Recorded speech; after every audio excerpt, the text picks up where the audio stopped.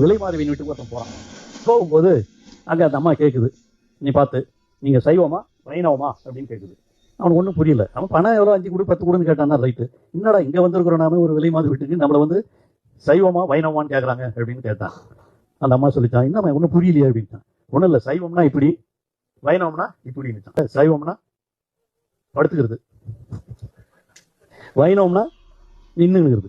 தமிழ்நாட்டோட ஆளுங்கட்சி நிர்வாகி நான் இந்த அளவுக்கு டீசெண்டா பேசி பார்த்ததே கிடையாது. எத்தனை பெண்கள் இருக்காங்க, தாய்மார்கள் இருக்காங்க கூட பார்க்காம பட்ட நாம என்ன ஒரு வசனம். இதே இவர் தான் வந்து பேருந்துல வந்து பெண்கள்லாம் வந்து இலவசமா போறாங்கன்னு சொல்லாம ஓசில போறாங்க ரொம்ப கர்வமா சொன்னவர். எனக்கு வந்து உண்மையிலே தமிழ்நாட்டுக்கு வந்து இவர மாதிரி ஒரு அமைச்சர் வந்து இருக்கு ரொம்ப பெருமையா இருக்கு.